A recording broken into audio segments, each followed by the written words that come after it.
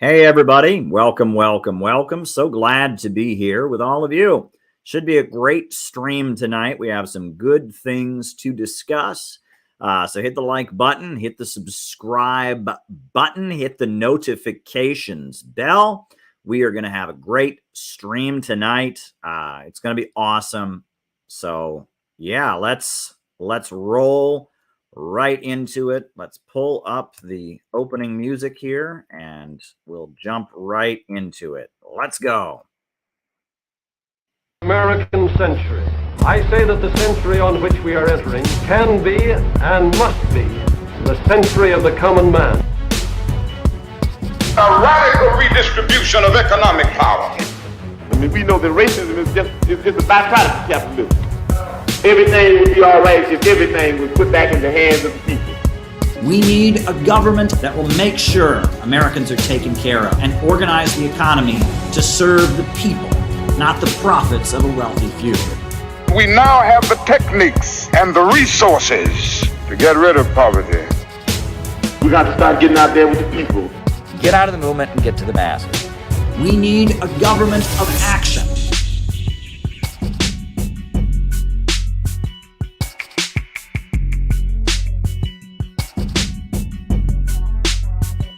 Welcome, welcome, welcome, everybody. So glad to be here with all of you.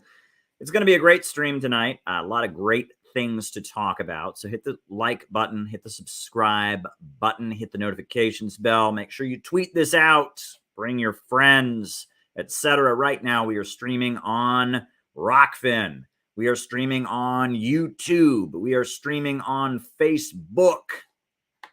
And afterwards, this will be uploaded to the Rumble. This will be uploaded as well to the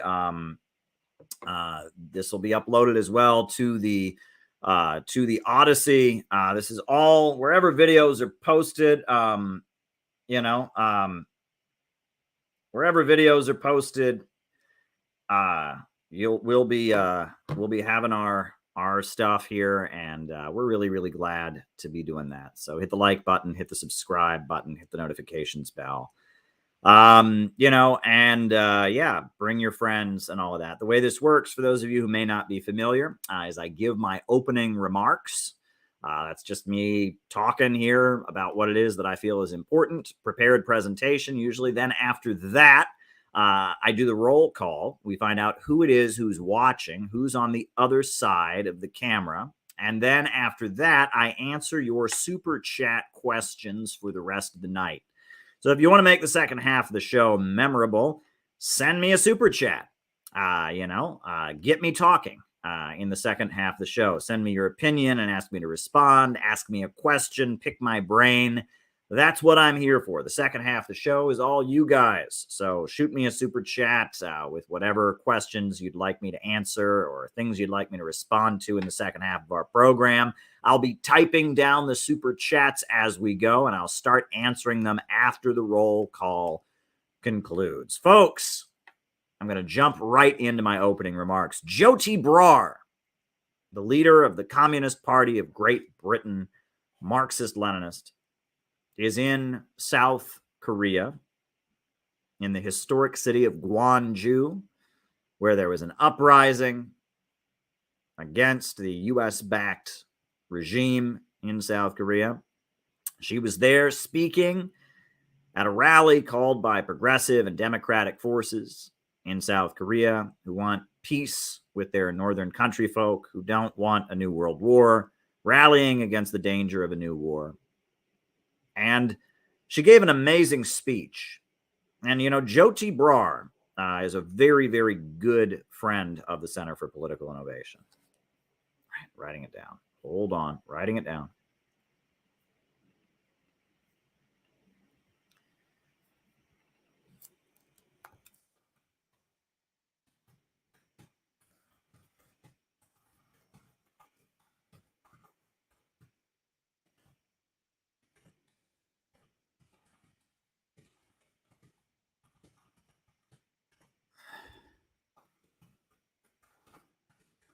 And she's a very good friend of the Center for Political Innovation. And we were honored to have her at our recent conference that we did, the CPI conference we just had in Washington, D.C., the Summit Against Hypocrisy. Link to the amazing documentary that Peter Coffin made about it down below. We interviewed Jyoti Brar about the conference. She gave her feedback. We also showed selections from her presentation. Just an amazing, dynamic, revolutionary Marxist. She gave a 2.5-hour speech about the danger of a new world war and what it means to be a Marxist at our conference. We love Jyoti Brar. But more importantly than just being the leader of one party in one country, she is the leader of the Communist Party of Great Britain, Marxist-Leninist. Jyoti Brar is also the leader of the World Anti-Imperialist Platform, which is a new organization, an international coalition of anti-imperialist communist parties that say if World War III breaks out, which we, God forbid, we hope it doesn't.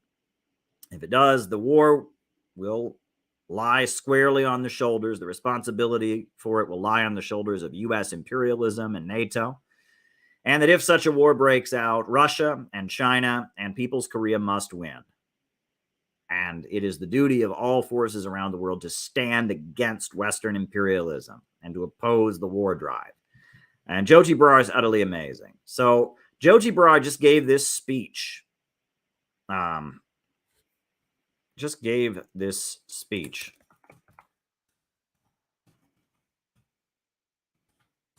In South Korea. And we're going to watch it here because she hits every point that needs to be made. She's on the stage in Gwangju speaking to thousands of Koreans representing the World Anti-Imperialist Platform. This is Jyoti Brar in Gwangju. Comrades, thank you for organising this amazing event so beautifully. I'm inspired by everything I see here since I've arrived. On behalf of the platform, I want to read to you our statement. That this war drive is threatening Korea, Taiwan, and all of East Asia. That's everybody here. Despite the fact that NATO is clearly losing its proxy war in Ukraine. And they are losing. She's absolutely right about that. This impending defeat has not stopped the imperialists. They are accelerating preparations to try the same regime change strategy in Korea and in China.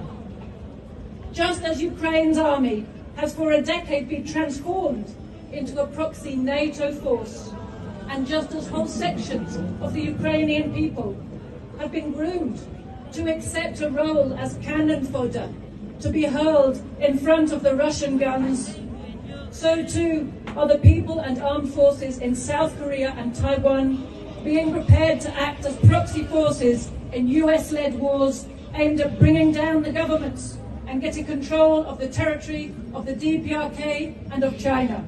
Yep, absolutely correct. She is absolutely correct about that. They don't care about Ukrainians. They're letting Ukrainians die. They're prolonging the death of Ukrainians. They're trying to keep this war going. Unbelievable. And they would do the same thing to the people of South Korea. They would do the same thing to the people of Taiwan. They don't care about these people. Don't let them claim, oh, we want to help these people fight Russian aggression. Bullshit. They do not care about these people. The U.S. imperialists see these people as cannon fodder, as useful proxies. They see their corpses as useful props in their pro-imperialist, anti-Russian, anti-Chinese, anti-DPRK narrative. They don't care about these people. If they cared about them, they'd be negotiating peace, not trying to set the stage for these people to be killed. In their bid to find proxy forces, the imperialists are not stopping at the borders of Korea or of China. They are doing everything in their power to turn the territory of neighboring countries into military bases and the armies of those countries into backup proxy forces, just as we have seen them doing in Eastern Europe. As in Eastern Europe, so in East Asia, the imperialists are prepared for any number of people to die and any number of countries to go up in flames if they can only get their way. But why are these countries targeted? What is it that they have in common? They are targeted not because of their social systems, but because of their independence. Because they refuse to bow the knee to the imperialist financiers. They refuse to allow their people and their resources to be the subject of imperialist super-exploitation by Western corporations. They refuse to allow their economic and political life to be controlled by the CIA and the US State Department. Yep. That is why they hate these countries. It's not that they sit there and go, oh my God, we hate communism. We hate communism. No, it's that these countries are independent. They are competitors with Wall Street. They are competitors with London. They're making their own steel. They're exporting their own oil and natural gas. And on top of that, they're saying, no, you won't be able to set the social agenda. We're not going to let the people who run the Twitter and Facebook algorithms control our culture. These countries are asserting their economic, political, and social independence. They are defending their culture and their history and their people's legacy as a country. They're defending their own independent economy. And in order to do that, they have a government that is independent of the dominance of Western capitalism. All of these countries, Russia, China, and North Korea, represent primarily economic independence, backed up by political and social independence from the Western capitalist imperialist system. They have broken out of the global system of monopoly capitalism. They have governments that will defend that independence and rally the population and use the military to protect their economic independence. And with those governments, they have a culture, a social culture that is rejecting the cultural decay of the West. So, yes, all these countries are targeted for that reason, because they've broken out of the dominance of Western capitalism and its social, political, and economic decay.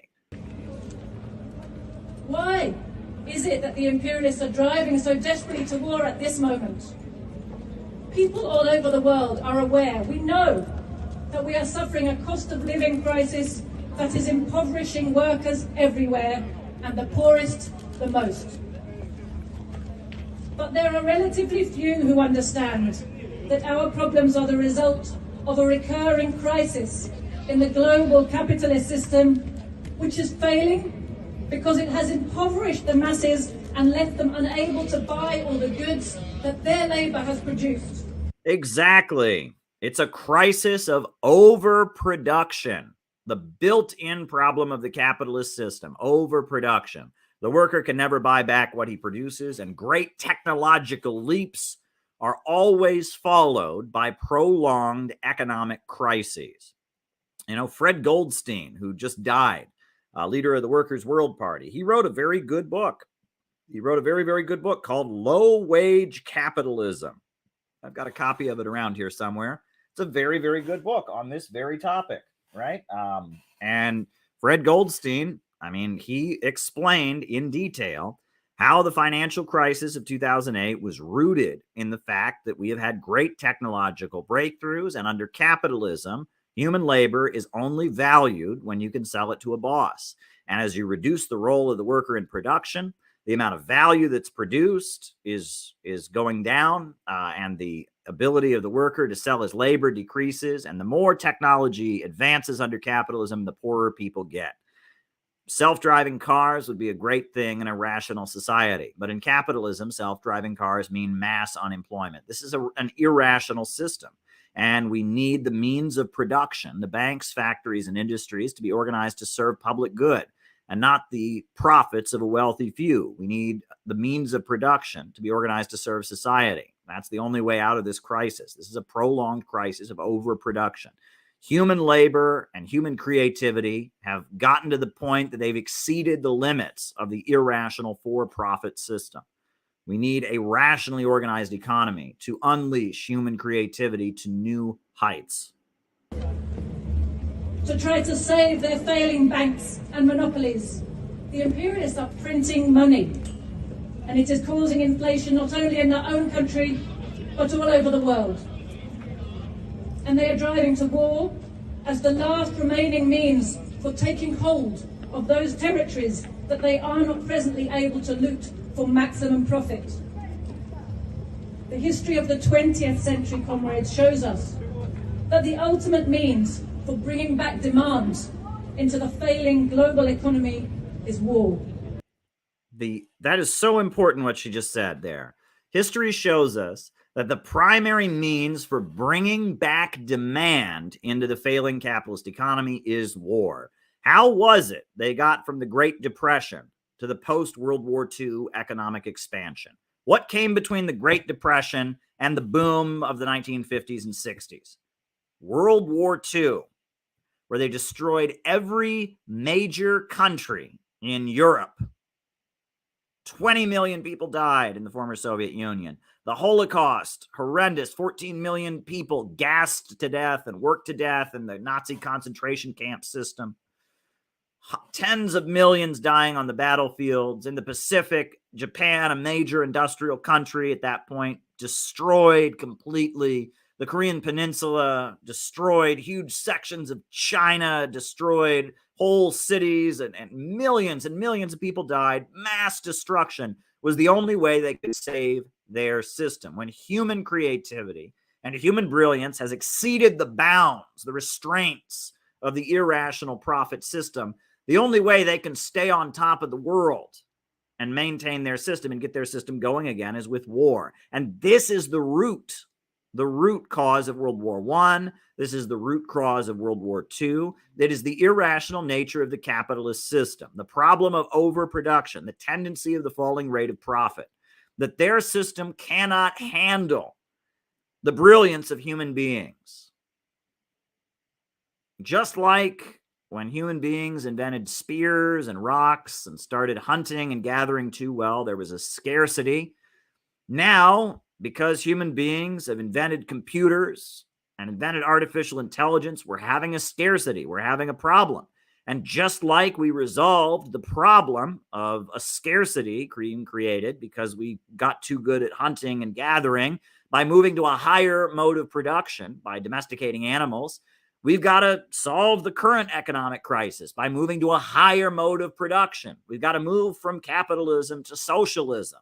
And that's why China isn't having a problem because of artificial intelligence. That's why Russia and other countries that have economies that are based in this new anti-imperialist global apparatus, they're not having the problems the West is having. But the Western capitalist system, which is the irrational system based on profits, where human beings' only value is their ability to sell their labor, is coming to a grinding halt as a result of the technological innovations. And that's why we need to speed ahead to another system.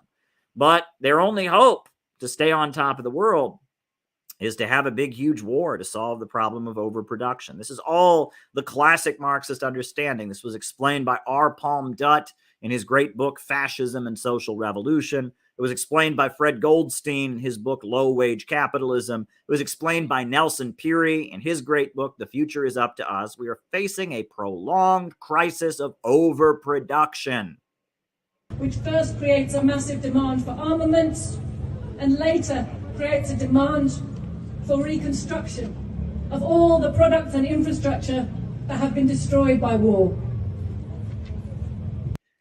The first chapter of my book, which I gave to Jyoti and she's been reading, the first chapter of my book, Where is America Going?, is all about this built-in problem of the capitalist system.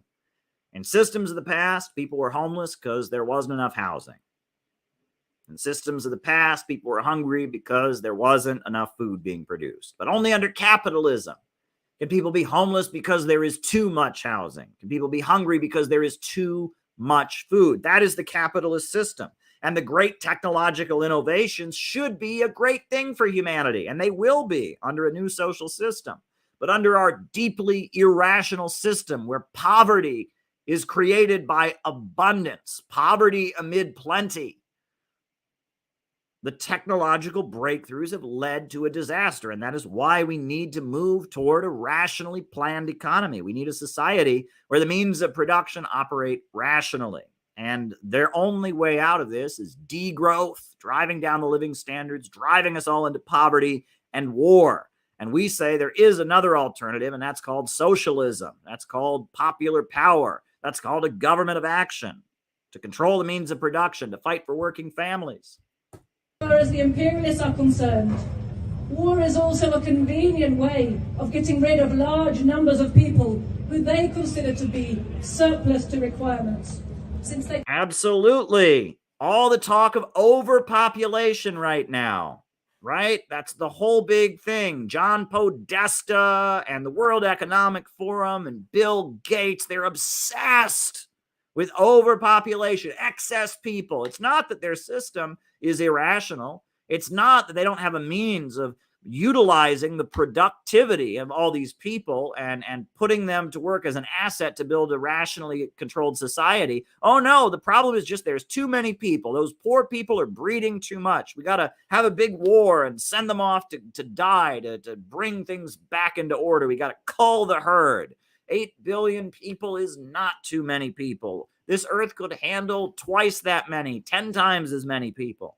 The problem is the irrational capitalist system that does not utilize people as productive and utilize people as a strength. It views human beings as an annoying herd that needs to be managed. It doesn't view human beings as full of productive and creative power. But that's the way we, with our scientific Marxist understanding, we view every human being as a blessing. We view every child as a potential Einstein, as a potential Da Vinci, a potential genius. And we want to utilize every human being to build a more rational, beautiful, collective world. We want to create more technological innovations. We want to colonize the moon. We want to colonize Mars. We want to go beyond this planet. We want to utilize higher forms of energy, fusion energy. We say there is no limit to human creativity and human brilliance and growth, but they have a pessimistic view that says because their system can't continue,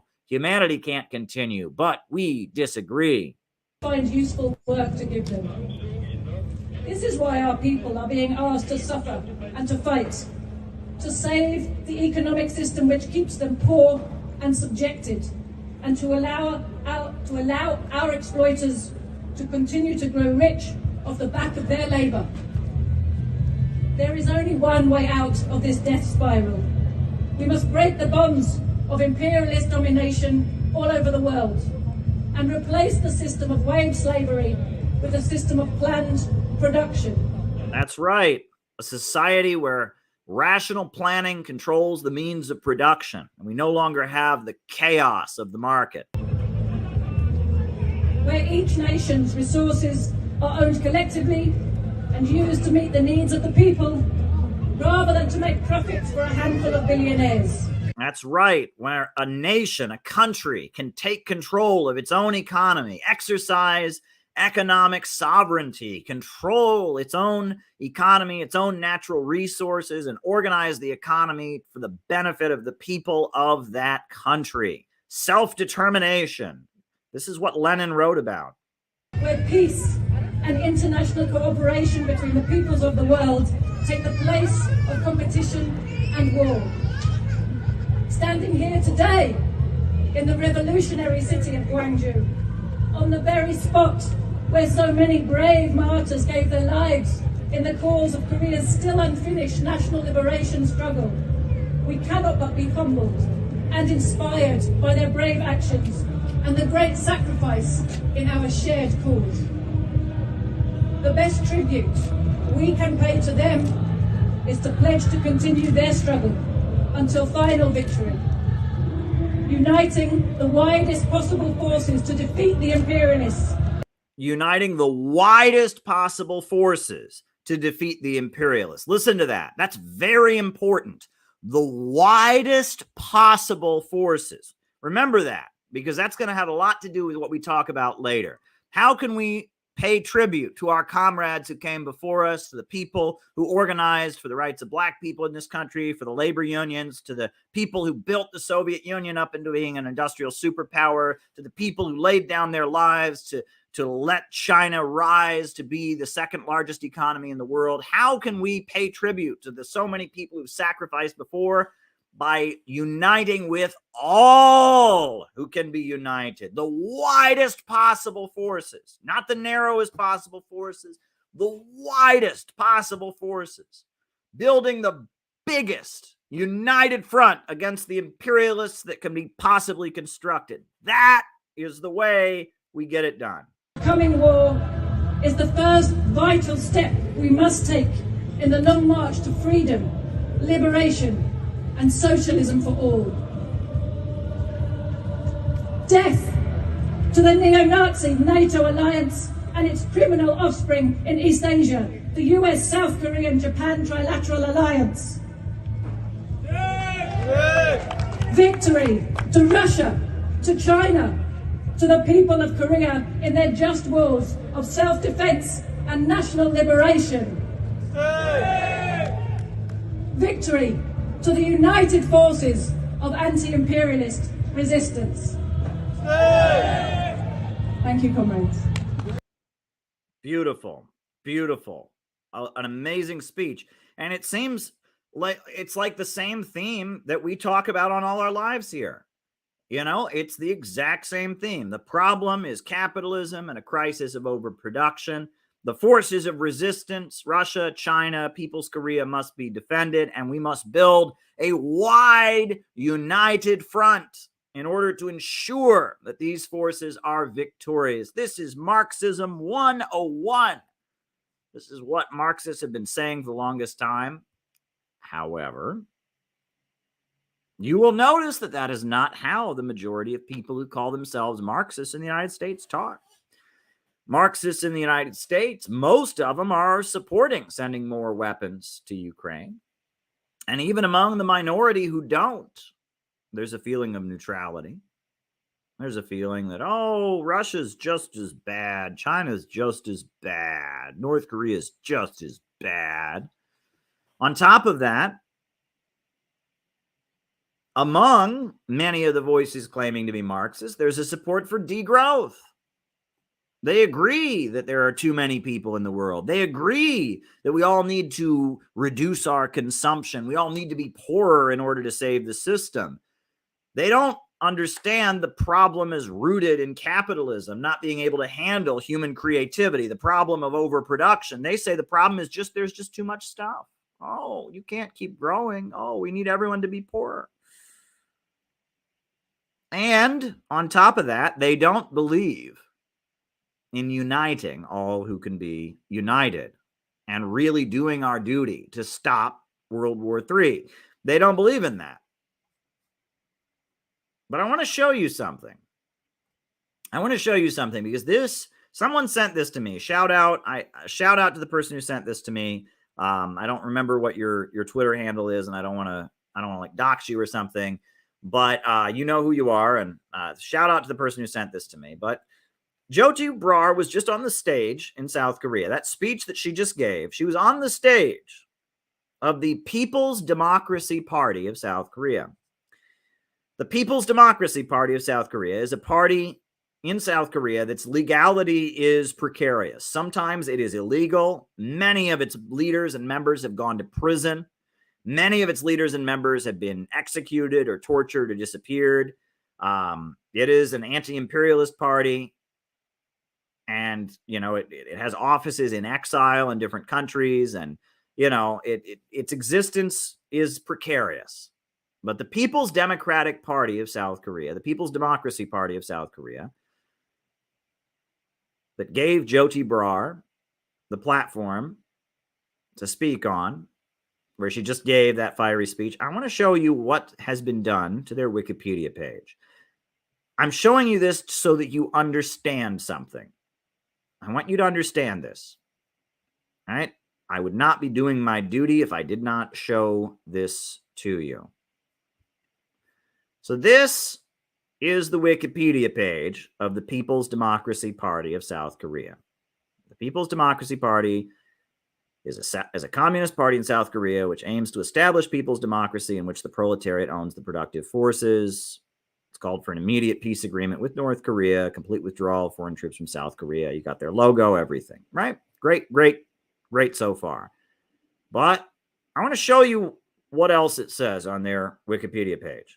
Right? And I mean, this is just what it says. I don't agree with this, and I'm sure this is a lie designed to smear them, but it's important that you see that this is on their Wikipedia page. Oh, sorry. Wrong image. Here we go. Here we are.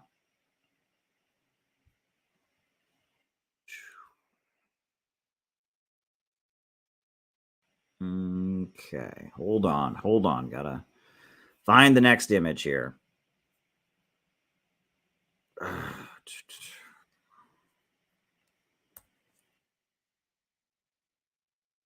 Here we go. All right. This is a little bit further down in the Wikipedia page of the People's Democracy Party. Here we go. It's clearly been vandalized. The party opposed Trumpism until 2017 when it was in its early days. 3 members of the People's Democratic Party were arrested for distributing leaflets critical of Donald Trump's visit. During the same afternoon, the People's Democracy Party held a press conference. The point at which the party came to support Donald Trump was in 2018, when Donald Trump began to support the Sunshine Policy. The party does not acknowledge Joe Biden's victory in the 2020 election. Oh my God, a crime. That's unforgivable. Oh my God. Unlike other left-wing parties in South Korea, the party claims that Biden's election was a fraudulent election and it was rigged by Ashkenazi. That's got to be made up. No, they don't. That's a lie. No, they don't claim it was rigged by the Jews. Give me a break. The party criticized Joe Biden for promoting. This is vandalism. This has been vandalized, right? The People's Democratic Party, a revolutionary anti-imperialist party, the main force of anti-imperialism in South Korea, recognizes that Donald Trump is more anti-war and wants to negotiate with North Korea. And because of that, they have smeared them on the Wikipedia page. They're basically calling them white supremacists. They're Koreans. And this Wikipedia page has been vandalized to try and get you to believe that they're a bunch of neo-Nazis, right? No, they don't claim the Jews rigged the elections in South. They're not stupid. Come on. You really think a Marxist communist party would claim that come on, that's a lie. The party criticized Joe Biden for reverse discrimination. That's a lie. Maybe they have questions about the way Asian Americans are treated in affirmative action policies, which is a legit thing that many Asian Americans feel, that affirmative action policies that are intended to advance minorities discriminate against Asian Americans. But that's not saying white people are discriminated against. That's a lie. But yeah, their Wikipedia page has been vandalized by the wokes. Why? Why has their Wikipedia page been vandalized by the wokes? Why is there a smear campaign against the People's Democratic Party of South Korea? Why do they accuse them of being Trumpers and anti-Semitic and white supremacists? Why do they accuse them of this? Because they're really anti-imperialists. Because they really understand what I've been telling you all for years, what the North Koreans told Deirdre Griswold back in 2016. That Donald Trump, for whatever reason, because of divisions in the ruling class, Donald Trump is more anti-war and more willing to negotiate with South Korea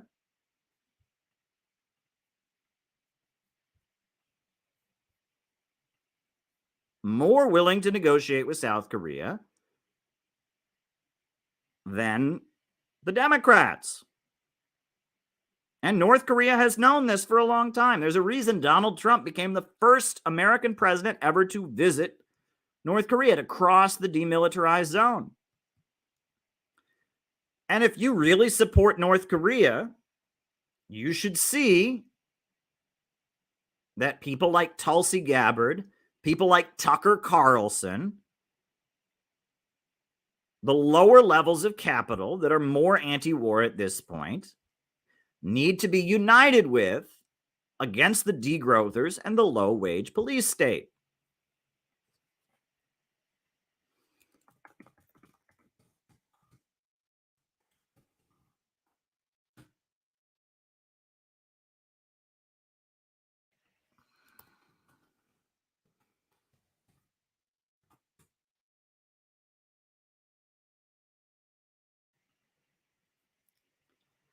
And this is what you would be putting out. If you actually support People's Korea, if you actually support peace on the Korean Peninsula, this is the message that you should be putting out. But there is an effort to make sure that nobody puts that message out. There is an effort to silence people, to smear people who put this message out. And that's why the Wikipedia page of the People's Democratic Party has been edited to include this bullshit. Folks, they do this to everyone. Everyone, anyone who is a real anti-imperialist gets called a neo-Nazi. They equate Russia with the Nazis constantly. They equate China with the Nazis constantly. And anyone who is really aligned with the anti-imperialist countries and wants the working class of the United States to stand arm in arm with the people of Korea, with the people of China, with the people of Russia, with the forces against anti-imperialism, any of those forces gets smeared as a neo-Nazi. Any of them.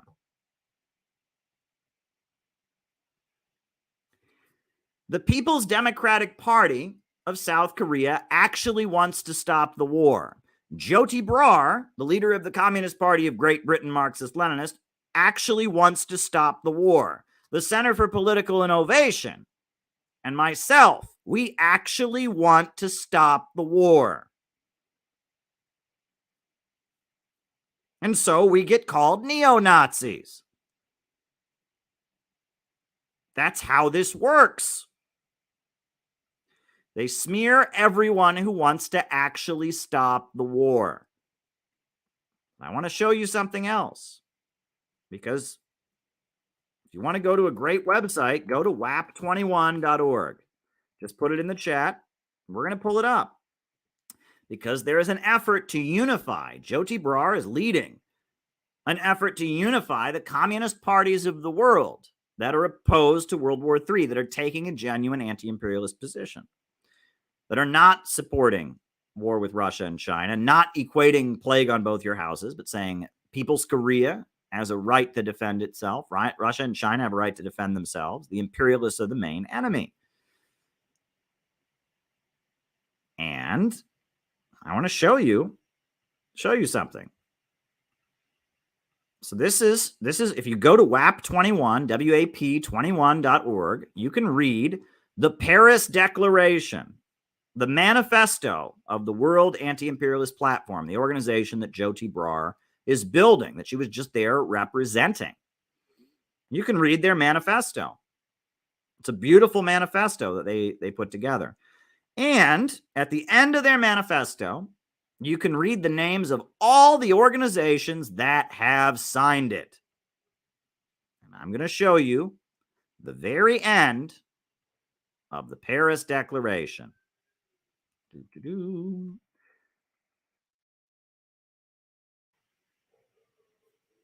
The Union Proletariat Spain, the Rassemblement Communiste France, the Lebanese Communist Party, the Party of Communists USA, the Mexican Communist Movement, the Dynamic Unitaire of Pan-Africanism, the Party of Communists of Kyrgyzstan, the Belarusian Communist Workers' Party, the Belarusian Republican Organization, and the Center for Political Innovation. Do you know how many organizations there are that signed the Paris Declaration in America? You know how many there are? There are two. And you can see them both here. The Party of Communists, USA, and the Center for Political Innovation, USA. Those are the only two communist parties in the United States that had the courage to sign the Paris Declaration. And you may not have noticed this, but you should have. We're the two parties that are constantly smeared and lied about relentlessly. We're the two parties that constantly get accused of being neo-Nazis, constantly get accused of being all kinds of crazy rumors and sex, blah, blah, blah, blah, blah. There's a reason for that. Now, I want you all to know the People's Democratic Party of South Korea, historically, their friendship has been with the Party of Socialism and Liberation, the PSL. But the PSL did not sign the Paris Declaration.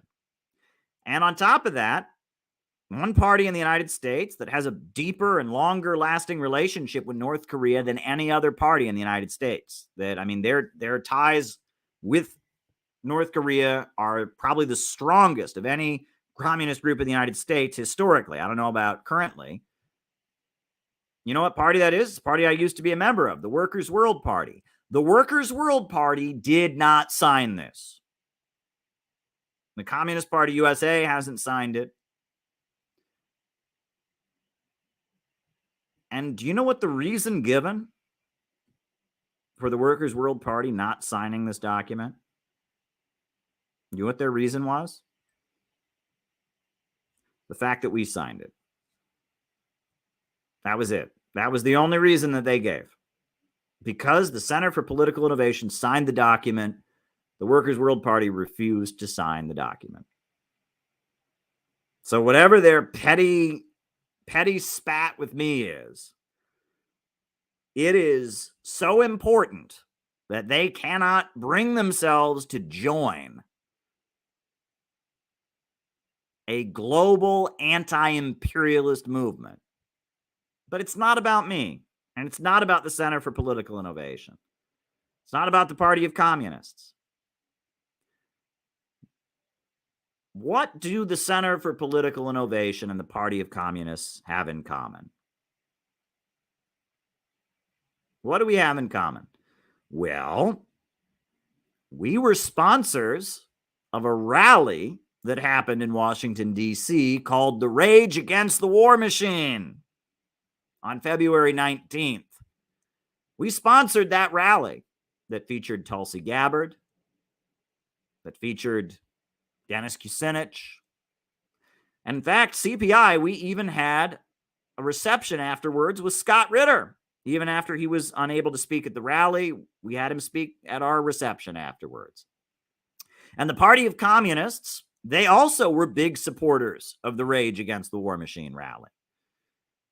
The American Student Union, which is led by people from the Party of Communists, they attended.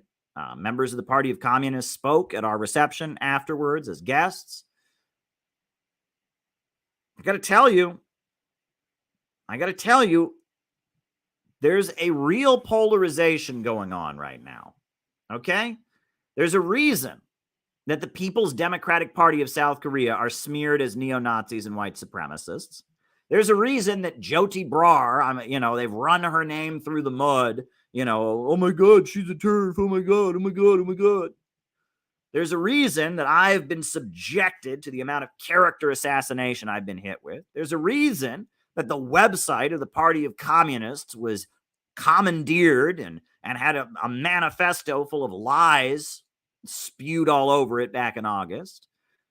There's a reason that Chris Halali, the leader of the Party of Communists, who represented them at the recent World Anti-Imperialist Platform gathering, has also been subject to months and months of years of lies and smears and character assassination. And there's a reason that none of the other communist parties in the United States dared to support the Rage Against the War Machine rally. And there's a reason that none of the other communist parties in the United States will sign the World Anti-Imperialist Platform. You should start to see a pattern here. If you're not seeing the pattern here, you are not paying attention. There is a division in the ruling class right now. One section of the American ruling class wants war with Russia, wants war with China, wants war with North Korea, wants war with Cuba and Venezuela and Iran. And it wants to silence and censor the internet and shut down anyone who disagrees with it. And it wants to torture Julian Assange and drag him here to the United States to face charges for espionage. It wants to torture and imprison the Uhuru movement, the People's Democratic Uhuru movement, for 10 years, lock them up as Russian agents just for organizing in the black community. It supports the FBI and wants to give them more power to spy on dissidents. That is one wing of the ruling class. That is the Joe Biden, Kamala Harris wing of the ruling class. And John Bolton and a lot of the neocons who were with Trump temporarily have gone over to that wing.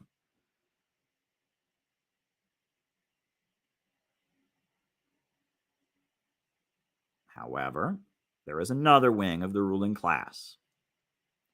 That wing of the ruling class is not perfect by any means.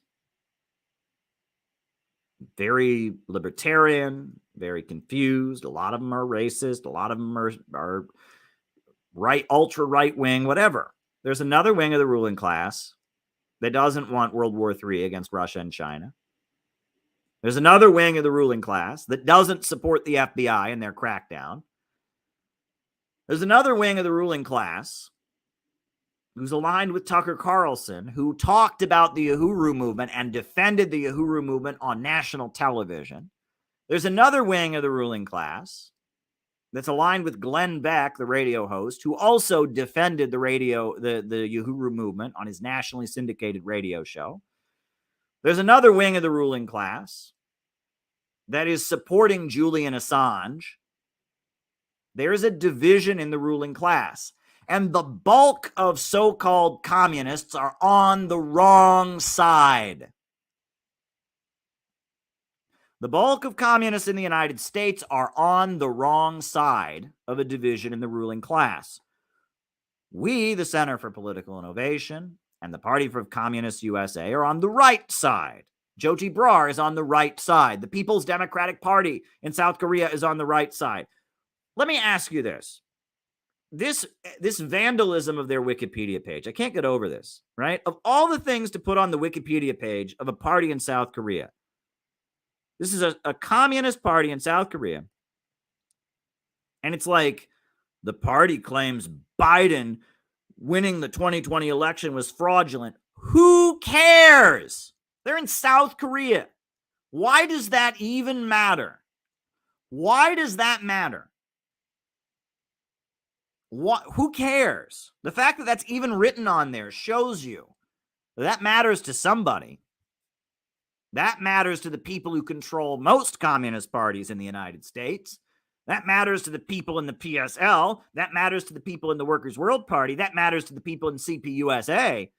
The fact that, oh my God, they haven't recognized great Biden as victorious against evil Trump is a crime. Who cares? Why is that even on? This is a party in South Korea. Who cares what they think about an election that happened in the United States 2 goddamn years ago? Wikipedia is 100% controlled by the deep state, and the deep state cares. The deep state cares. Who cares?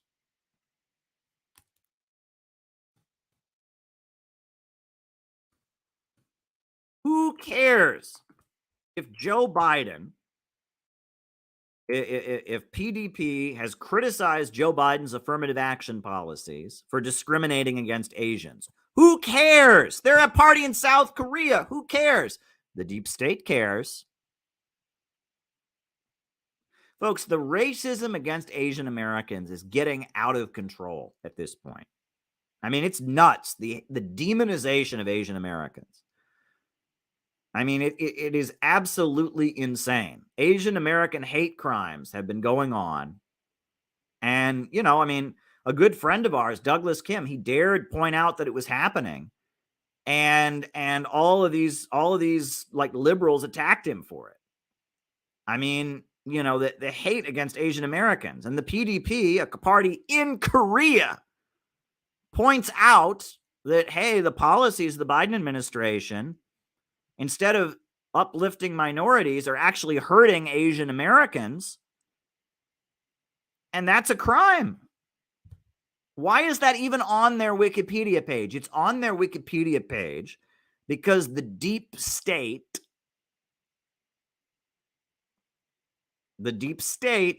considers these things to be crimes. Folks, when I say out of the movement to the masses, which is what I've been saying for a long time, there's a reason I'm saying it. It's because the so-called left at this point are just foot soldiers of the most dangerous capitalists. Meanwhile, anyone who doesn't go along with that, anyone who's not defending the Biden administration, anyone who's not saying we must stop Donald Trump at all costs, anyone who's not repeating the lies and smears about Russia and China and Iran and Venezuela, anyone who does that, immediately gets accused of being a Nazi. Anybody. And this is a lot like the lead up to the Second World War. I've told you all this many times, but it bears repeating. In the lead up to the Second World War, in the United States, black people were oppressed. They'd been fighting for their rights. You'd had the Marcus Garvey Back to Africa movement was a very big movement for the rights of black people. But then Marcus Garvey went to prison and other forces moved in. And the Nation of Islam, they were not supportive of Roosevelt. And they didn't want to fight against Japan. And they were on one side. And then, in response to the Nation of Islam, you had another black liberation leader, Father Divine. And Father Divine was a lot like the Nation of Islam. He was a religious leader. He had a specific interpretation of the Bible, believed specific things about black people and their role in the United States, but he supported Roosevelt and he supported the Soviet Union. There was one wing of the black liberation movement that was on one side, another wing of the black liberation movement that was on another side. And in Britain, in the lead up to World War II, you had a guy named Oswald Mosley. And Oswald Mosley was the leader of the British Union of Fascists. And he had black shirts, and he organized a movement of young men to promote masculinity, young men exercising together, and they didn't masturbate, and they worked out, and they were ultra masculine and ultra patriotic to Britain, blah, blah, blah, blah, blah. And Oswald Mosley admired Hitler, admired the Germans. He hated the Communist Party, hated the Soviet Union, hated Roosevelt. So, shortly afterwards, a movement was created called the Oxford Group. And here, I'll even show you some newsreel of the Oxford Group. Why not? Just to show you this. People don't understand this. The Oxford Group. I am going to show you newsreel of it. Right? The Oxford Group, right? Because people don't understand. This is so important to understand. I am going to show you an old newsreel of the Oxford Group here. But the Oxford Group was created. Frank Buckman, and he was a pastor, a Lutheran pastor from the United States.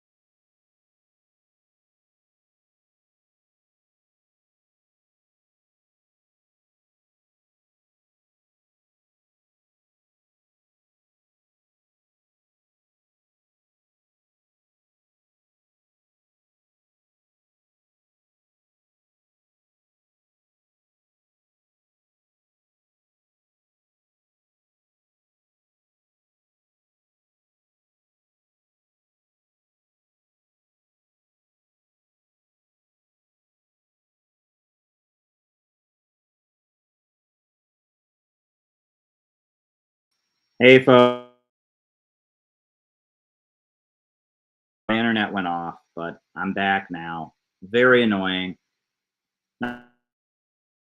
Back. My internet went down temporarily, but now it's back. I don't know. It was just a glitch and it just went off. But anyway, the point that I was making before I left was that the Oxford Group,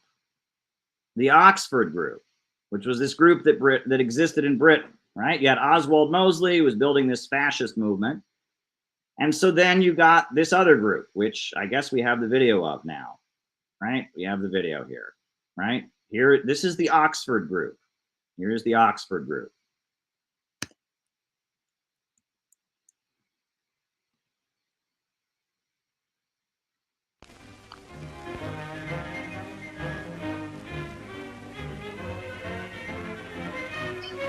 Heading towards Birmingham come 2,000 young men from 23 nations to conquer the world for God and Dr. Frank Buchman's Oxford Group.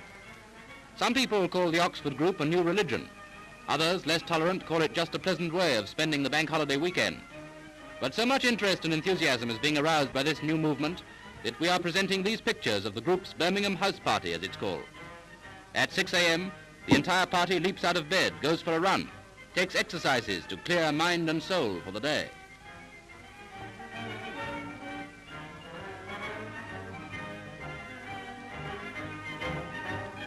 At 7 a.m. comes breakfast, and plenty of it, for good food means health, and health is one of the basic rules of the Oxford Group. Then there's marching and parading, with every member of the party organized into youth brigades. But the main business of the day takes place in the British Industries Fair Hall, where the 2,000 groupers sit on mats on the floor and listen to speeches. Mostly they are middle-class youths, clerks, college boys and workers, who have found their careers inadequate without the Oxford Group. The main thing they learn is the importance of God control in daily life.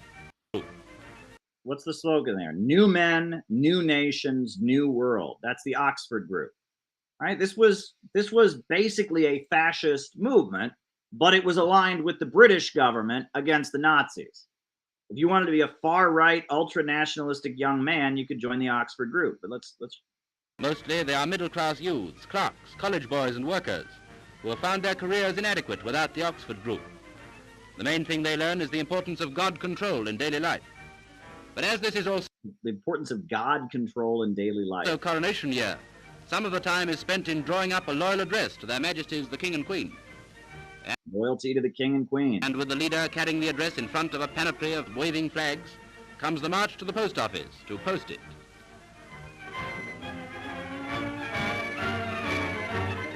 Whatever part the Oxford Group is destined to play in the national life, few can deny that this Birmingham party is one of the biggest spiritual gatherings of the century.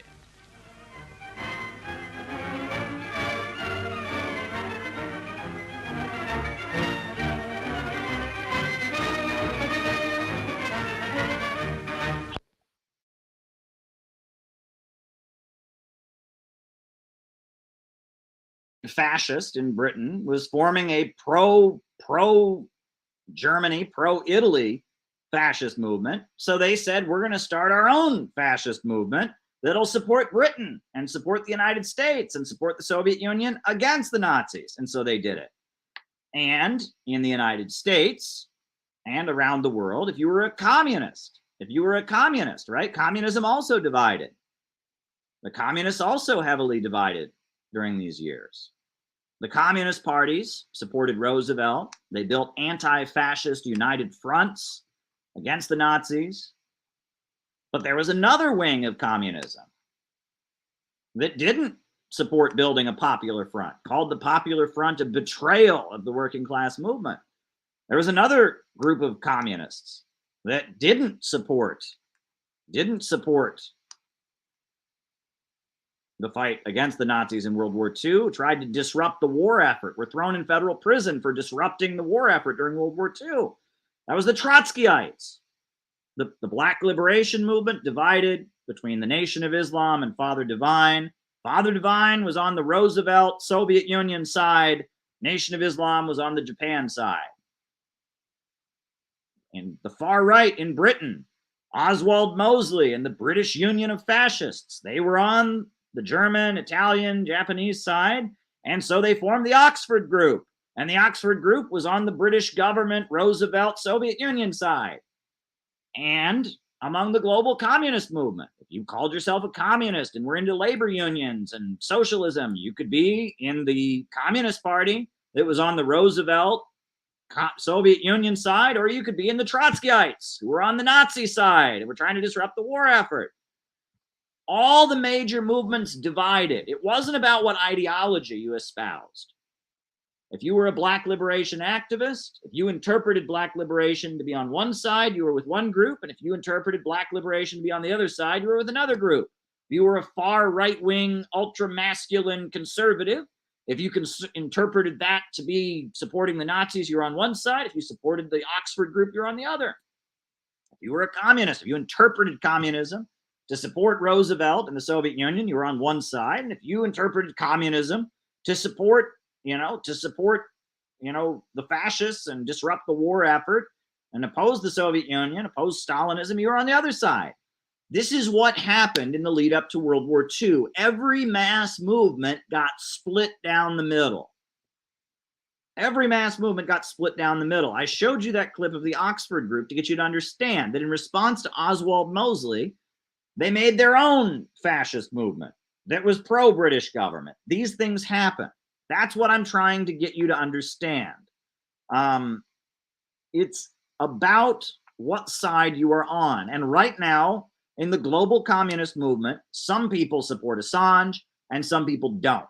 Some people support the FBI and support tech censorship, and some don't. Some people are neutral or support sending more weapons to Ukraine, and some people are on the side of Russia. Some people want to escalate the situation in Taiwan or blame China, blah, blah, blah. And some people recognize that China is responding to threats from the imperialists. I'm telling you, there is a divide of global forces, and it is not about what ideology you profess. It is rather, do you interpret that ideology to be on one side or the other? The libertarian movement is heavily divided right now. The Mises Caucus are on the right side. They interpret libertarianism to mean they support Julian Assange, they support the Uhuru movement, they want to build anti-war rallies like Rage Against the War Machine, etc. But there are other libertarians who interpret libertarianism to say that we need to join anti-China hysteria, we need to, that's the idea. All these movements are dividing. That's the point I'm trying to get you to understand here. And that's why the People's Democratic Party of South Korea has had their Wikipedia page smeared. That's why I'm good friends with Chris Aluli of the Party of Communists and the Party of Communists. That's why Center for Political Innovation is so close to Jyoti Brar and the Communist Party of Great Britain, Marxist-Leninists. That's why the Party of Communists USA and the Center for Political Innovation supported the Rage Against the War Machine rally, while all the fake communist parties didn't. I'm telling you, there's a divide going on. There's a polarization. Which side are you on? Which side are you on? Which side are you on? And anyone who's on our side gets smeared as being a neo-Nazi, gets their name run through the mud on social media. That's how this works. That is how this works. It doesn't matter what you say you believe in. Anyone can say they're a communist. Anyone can say they're a libertarian. Anyone can say they're a fascist. Anyone can say they're a Christian. Anyone can say they're a conservative, a liberal. Anyone can say they believe in anything. That does not matter. In the real world, what matters is, do you want Julian Assange to keep being tortured in the jail, or don't you? Or do you want him to be free? Do you want the Uhuru movement to get dragged into court and face criminal charges for their heroic activism in the black community, or do you oppose it? Are you willing to build a huge rally in Washington, D.C. to stand up against the danger of World War III? Or are you going to go, somebody there is like racist, and like I heard like a rumor, and are you going to oppose it? What side are you on? What side are you on? What side are you on? What side are you on? What side are you on? What side are you on? And I am interested in organizing people who are on my side. I don't care if the people on my side are libertarian or conservative or right wing or left wing or up wing or down wing, or I don't care. I care what side you're on. Do you want to free Julian Assange? Do you want to stop World War III? Do you want to finish what Trump started and get the peace negotiations on the Korean Peninsula going again? That's what I care about. That is all I care about. And right now, the left, most of the so-called communist groups are on the wrong side. Whereas many people who are wrong ideologically are on the right side. And I am convinced that if we do our job and we show that we are effective organizers on the right side, if we show that we are useful to Tucker Carlson and Tulsi Gabbard, if we show that we are useful to the people that are under attack from the deep state, we can be part of an emerging anti-monopoly coalition. And that's what this book is about. That's what this book is about. This is a crisis of capitalism. This is Bonapartism. Capitalism in decay, fights among the ruling class.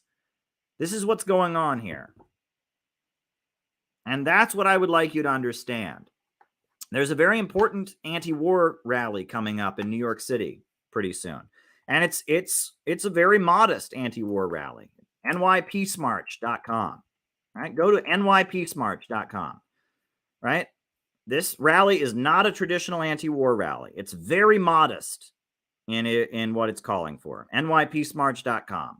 Right? Go and check out nypeacemarch.com. You know, the demands are very modest, right? You know, it's a group of ministers here in New York City, pastors, most of whom are pretty conservative, from the evangelical, the fundamentalist, the right-wing kind. The interfaith community is part of nations. We are committed to providing the spiritual foundation for humanity. When we unite with peace and reconcile with love, we inspire others. The world is in turmoil. We believe there is a solution. That solution is coming together in peace, unity, and reconciliation. Join us May 27th at the United Nations Plaza at 2 p.m. They're calling for reconciliation between gangs in Haiti and the gang violence in Haiti. And they're calling to mourn the loss. It's no political demands. This is a religious group, to mourn the losses on both sides in Ukraine. They're calling for the UN to mourn the losses on both sides in Ukraine. And on their website, they actually have the call for this rally in both in English and in Russian and in Ukrainian and in Haitian Creole. And they're having this rally at the United Nations. You know? This looks like a great event in French, Russian, Ukrainian, and English, and in French. They're having this rally at the United Nations. Folks, I got to tell you, it is more important for those of us who want to stop the war to go to this rally than it is to go to the Answer Coalition and their latest, woke dance through the park, than it is for us to go to some BLM thing and chant, burn it down, tear it down. These people are conservatives. They're Christian evangelicals and they're conservatives. And that's where the Center for Political Innovation is going to be. We're going to this rally and we're having our own rally beforehand. We're going to have our own rally somewhere else in the city at a location that will not be disclosed. And we're going to have our own rally. Reach out to me if you'd like to be part of it. And then we're going to march over to this bigger rally called by the churches. And we're going to be part of it. And we're going to be respectful. We're going to be there to just be friendly and support the church people, but we're going to participate in this church rally. We're going to bring our people to the church rally because this is what I mean by out of the movement to the masses. It doesn't matter at this point what ideology anyone professes. Most people that call themselves communists in the United States, I can't talk to them. Used to be that people had no idea what it meant to be a communist, or people had no idea. Now, if you tell people you're a communist, they think you're a 14-year-old with 3 nose piercings and purple hair who is like obsessed with the trans issue and thinks all Republicans are a bunch of evil Nazis and we got to stop Trump. He's not woke enough. Oh my God. Well, that's not us. And that ain't Jyoti Brar. That ain't me. That's not us. Right? You can call us MAGA communists if you want. I mean, I'm not willing to fully embrace that brand because MAGA has a lot of things in it that I don't agree with. I'm not a MAGA man.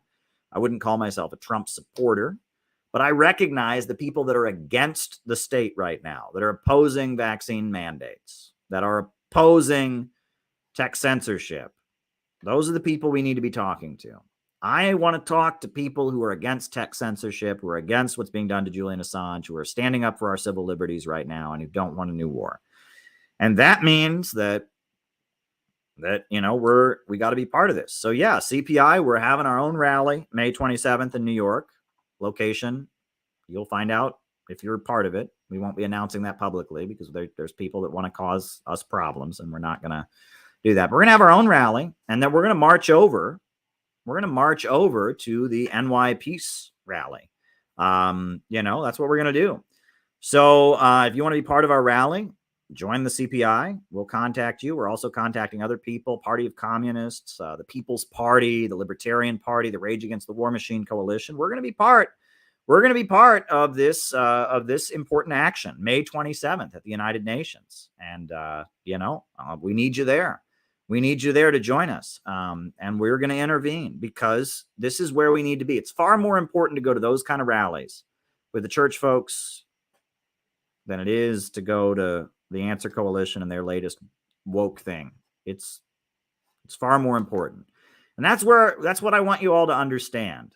That's what I want you all to understand. Things are polarizing in the United States. I'm with the People's Democratic Party. I'm with Jyoti Brar. I get emotional. I probably tell the same stories on these lives over and over and over again. So I'm not going to go into great detail. I'm tempted to start telling y'all a story. But I remember when I risked my life on that ship trying to go to Yemen. And I thought about the people in Yemen and how they've been fighting the imperialists. The war had just started back then, but they just keep going. The war in Yemen is reaching its conclusion. It's going to end soon. China is negotiating peace in Yemen because Saudi Arabia is kind of distancing itself a little bit from U.S. imperialism. There's an opportunity for peace to come to Yemen. And those Yemeni people have been fighting. They have been fighting like hell. And they've been up against the fourth largest military budget in the world. The people of a small country can surely defeat aggression by a big country, but only if they dare to rise and struggle. I am with the people of Yemen. I am with the Yemeni revolutionary committees, with the Houthis. I am with the people of Iran against the imperialists. I am with the Cubans and the Venezuelans. I'm with the peoples of Donbass, the peoples of Crimea, the peoples of Donetsk and Lugansk. I'm with them against the evil Kiev junta backed by the United States. I'm with the People's Republic of China that's raised millions of people out of poverty. I'm with the peoples of the DPRK, the people of Korea. That's who I'm with. I know what side I'm on, folks. And I don't care how much woke crap you throw in my face. They don't like transgender people. Shut up. Oh, okay, well, one of them said something that was totally problem. Oh, shut up. Shut up. Shut up. I am with the people of the world against the imperialists. That's what side I'm on. If World War III comes, Russia and China must win. I hope World War III doesn't come, and it is my responsibility, as someone living here in the center of the empire, to unite with as many people as can be united with, to build the widest united front against the war. That is my responsibility. And if that means that I've got to go to Rage Against the War Machine and march alongside the Mises Caucus of the Libertarian Party, that means I'm going to do it. And frankly, I'd rather do that than talk to people, to woke shitheads who are like, isn't Putin like a Nazi like Trump? Shut up. Shut up. U.S. imperialism is the main danger to all humanity. I am on the side of the oppressed and the colonized people of the world. I'm with Maduro in Venezuela. I'm with the Sandinistas in Nicaragua. I am with the Houthis in Yemen. I am with the Iranians. I am with the Palestinians. That's who I'm with. And that's who I'm with. That's who I've given my life to. And that's why I've been smeared. And that's why I've been harassed. But that's why I also have meaning and purpose, because if this wasn't who I was, I wouldn't have a purpose. And this side brought me back to God. I never would have found God again if it wasn't for this side. I found God in the Gulf of Aden. I returned back to God when I was in the Gulf of Aden, risking my life to bring medical aid to the people of Yemen on an Iranian ship. Thank God for this side. This is the hope for humanity. What's coming out of the West right now is death. What's coming out of the West right now is destruction and deconstruction and murder and isolation and hopelessness. But the future is in solidarity and collectivism. The future is in a world that says right and wrong do exist. The future is in the world of morality and human beings coming together to use their creativity and their brilliance to build and construct. Are you a city builder or a vandal? Let me ask you that again. Are you a city builder or a vandal? Because if I've learned anything, I wrote this whole book, We Are City Builders. It was the essay at the beginning, City Builders and Vandals in Our Age. Right? This is the manifesto, the educational manual of the CPI. City builders and vandals call themselves many different things. Vandals sometimes call themselves Marxists. They're Trotskyites, they're anarchists, they're neo-Maoists, whatever, but a vandal is a vandal. Vandals sometimes call themselves Christians. Vandals sometimes call themselves Muslims. Vandals sometimes call themselves libertarians. Vandals sometimes call themselves all kinds of things. But a vandal is a vandal. The satanic forces that say there is no truth, that say that there is no purpose to life, that say human beings are just naturally selfish, greedy creatures with no morality, that there is no truth, there is no purpose, individualism above else, that are supporting the New World War, that are supporting the low-wage police state. You can dress that up in any ideology, but a vandal is still a vandal. And a city builder is still a city builder. The city builders in Iran, they call themselves Shia Muslims. They say not capitalism, but Islam. War of poverty against wealth, neither east nor west. Well, they're city builders in Iran. The city builders in Venezuela, they call themselves Bolivarian socialists. The city builders in Nicaragua, their slogan is Christianity, socialism, and solidarity. The city builders in China talk about socialism with Chinese characteristics. The city builders in Russia reject Marxism. They call themselves Orthodox Christians. Their slogan is Together we win, was the slogan that they used in some of their elections. Together we win, right? You know, the city builders all around the world, they justify their city building. There's even libertarian city builders in the libertarian camp who want fusion energy, city builders in the libertarian camp who want high-speed railway, who want, government funding of scientific research. They might call themselves libertarians. I think their ideology is wrong, but they interpret it to mean they believe in human growth and progress. There are city builder libertarians. There are city builders who dress it up in all kinds of different ideology, but at the end of the day, they want peace, they want economic development, they believe in humanity, they believe in growth, they believe in brotherhood and love and human solidarity and collectivity. And there are vandals that dress it up in all kinds of things, that dress it up in socialism, anarchism. There's vandals who dress it up in conservatism and Christianity. It doesn't matter. Are you a city builder or are you a vandal? That's what I care about. Are you a city builder or are you a vandal? And I know there are city builders. And that's who I want to work with. I want to work with city builders, and I don't want to work with vandals. And I'm not interested in what ideological labels people put on it. And so that's where I'm at. That is where I'm at. And that's what I wanted to get you all to understand. I would really, really like it if folks were able to join the CPI in our own little rally that we're having, and then going to this very important rally in New York City on May 27th. nypeacemarch.com. You can register on the site if you want. You can just contact me. We're going to have our own little rally and march over, because we don't want to have problems and all of that. But, I'm not interested. I am not interested in what someone ideologically calls themselves. I'm not even interested in what people did at one time. At one time, I talked very differently than I do now. I've done things I regret in my life. Politics has not always lined up the same way. I'm interested in what role you're playing right now. The LaRouche people, Jose Vega, those are good people. What Jose Vega is doing, what Daniel Burke is doing, taking on the war makers, taking on AOC, they're doing great shit.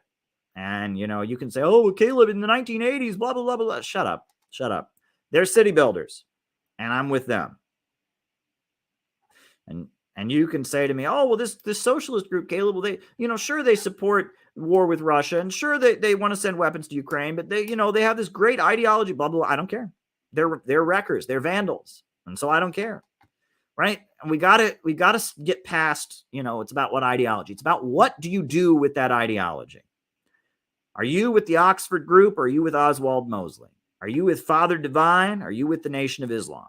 Are you with the Communist Party? Are you with the Trotskyite wreckers? That's what I care about right now.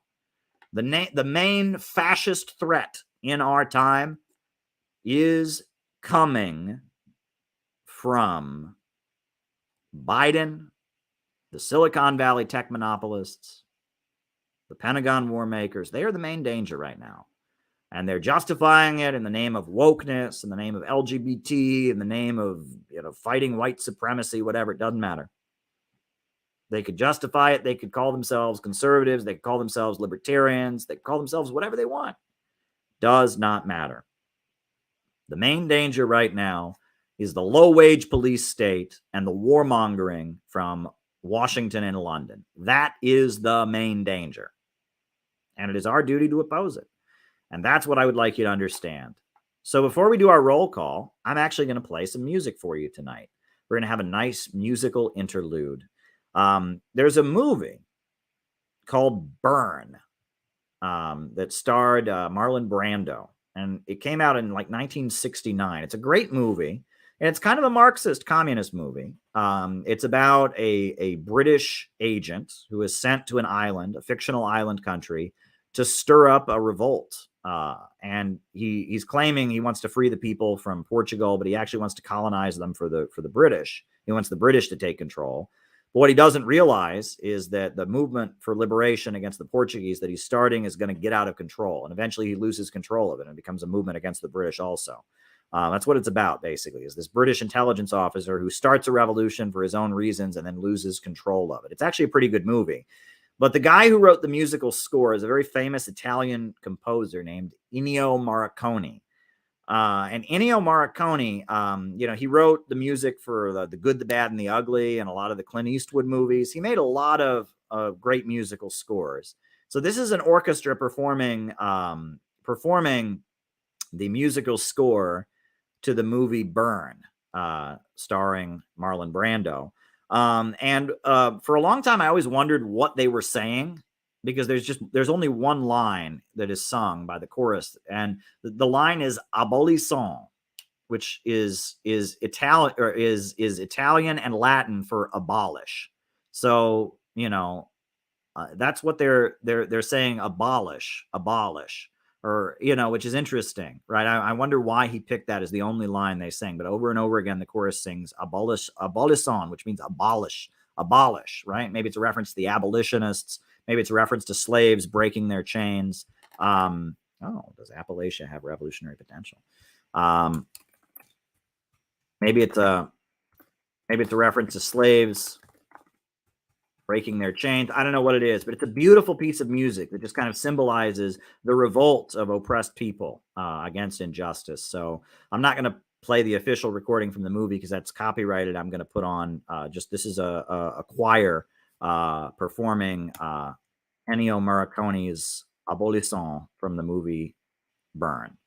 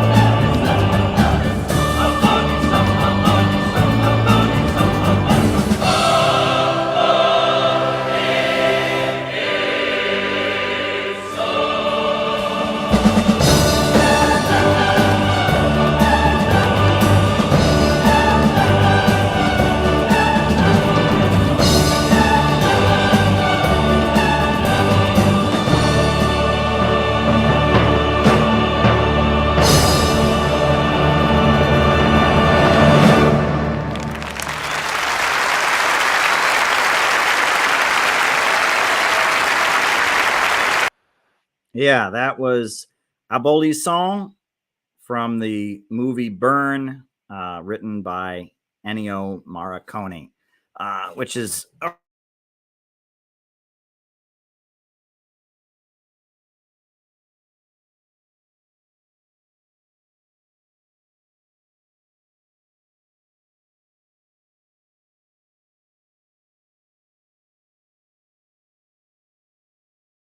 names and location. Okay.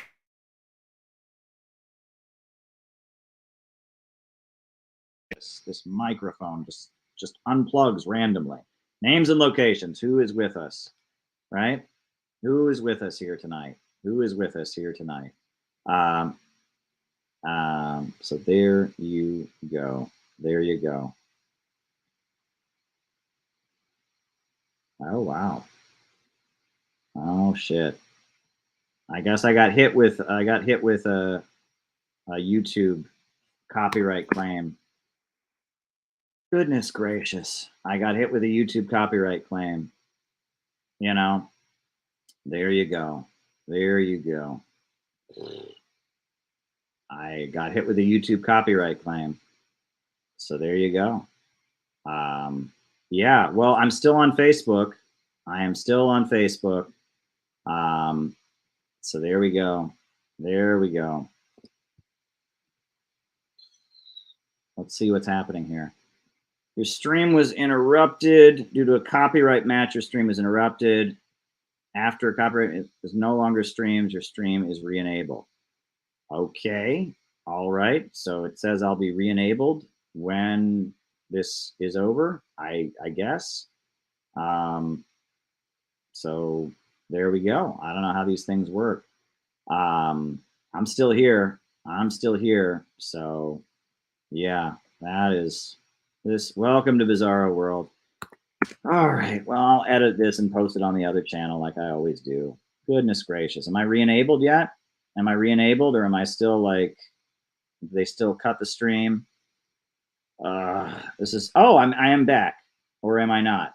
Am I back? Am I back? Am I back? I'm back. So I'm still streaming. All right. So I am, you're all watching me still. So I'm back. They just, you know, oh boy, whatever. Yeah. I mean, if they don't let me, if they cut this stream, I'll post it on the other channel. This is so weird. That is so weird. I thought if I didn't use the official version that they would let me do it, but I'm still here. No, I'm live. People are watching me. Okay, great. I knew I was still live on the other channel. Stream is back. So it just went down for a few minutes. That is so weird. It just kind of went down for a little bit. Yeah, that is, wow, folks. All right, names and locations, names and locations. I will call you all out as I see you. Names and locations. This is a strange night, I'll tell you that much. Strange night. All righty. Names and locations. Who's with us tonight? Between my internet going down and then the stream cutting out and for policy violation, and yeah, I weird night, but there you go. I don't think, did I get a strike though? Usually when you strike, it makes you not stream. And I don't think, it just says your stream was interrupted. It says, due to a copyright match, your stream was interrupted. Streams are interrupted when copyrighted content was detected. After copyrighted material is no longer being streamed, streams are automatically re-enabled. That's what it says. That's the notice I got. So I don't even know what that means, right? So I weird world we live in. All right, left is best, San Diego County, California. Yes, we see you, says Funky. I'm back. So there you go. Hello, this is Mark from California, Temple City, California. You know, Patch in Arizona. Edward Allen from Kentucky. Welcome, welcome, welcome. Mariah in North Carolina. Let us hold unswervingly to the hope we profess, for he who promised is faithful. Very, very good. Very, very good. Alex from Brazil, Jonathan in Los Angeles, Samuel in West Virginia. I shouldn't have a strike. That's good. Obviously, I think this stream will get taken down, but you know, it'll be up elsewhere. So I'll edit it and post it elsewhere. Edit out the clips. So Jamie in St. Paul, Anthony in Detroit, Heidi in Edinburgh, Ontario, Canada. Oh, come on, grow up, people. Ontario, Canada, Yonatan, Mahari, Colin in Greensboro, Briggy from Pennsylvania, Rice from Adelaide, Australia. Someone get rid of the Joker there. We got better things to do here. Emmett from near Dallas. Cam from Tube. All right. Very, very good. Catalonia, Spain. Bob Troy in New York.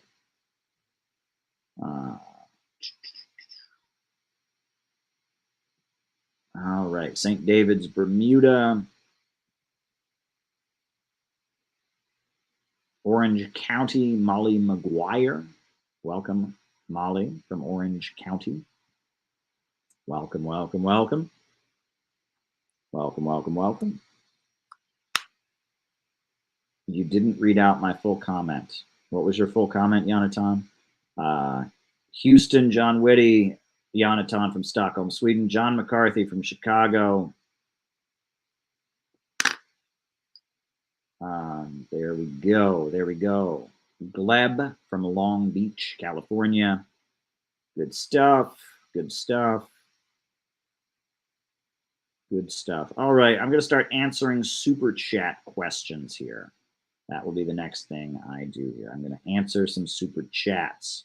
Going to answer some super chat questions. Like I always say, oh, we got Keith Preston from Richmond, Virginia.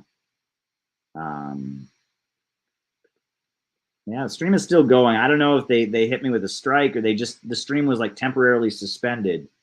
I don't know what happened. So, I assume it'll be blocked when it goes up. I think that, I tried to not use the official version of the song I just played. I tried to have a live performance of it, and I think it hit me on those grounds. But we'll just have to see. I assume what I'll probably do is I'll probably cut this stream and then post it on the other channel. I'll cut out the copyrighted part and then post it on the other channel. That's what I usually do. StreamYard tends to save these streams. So that's what we'll do. Not a biggie, not a big deal. So there we go. There we go. There we go. Can't have nice things on YouTube. You said it. You said it. You can't have nice things on YouTube. All righty.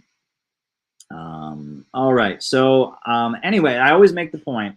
I just want to make this point real quick that, a lot of people watch these streams. Usually between 1,000 and 2,000 people watch each of these streams.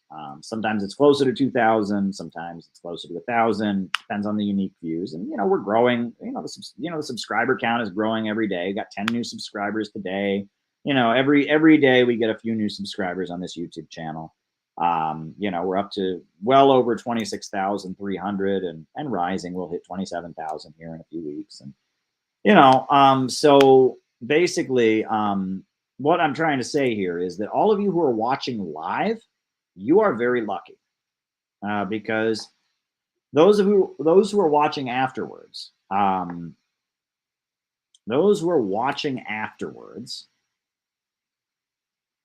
you have no ability to influence this. You just have to take what if I answer questions, I answer the questions that I'm given, etc. But you watching live, you actually have an opportunity to nudge this stream the way you want it to go. You have the ability with your super chats to actually decide which way the conversation is going to go here. You can send me a super chat and get me talking, get me to start talking a certain way. You can do that with your super chat. Yeah, it's pretty cool. So, if you want to exercise that power as one of the special 5% of people that watch this that's actually watching live, you can do this. So there you go. So yeah, I'm writing super chats down and I'm going to start answering them. How about a quick rundown on strategy and tactics, what they are, what's the difference? Rundown on strategy and tactics, what they are, what's the difference? All right, so I'm going to start answering super chats, and I think because of the new feature they've got on here, I can show the super chat before I respond to it, which makes it easier.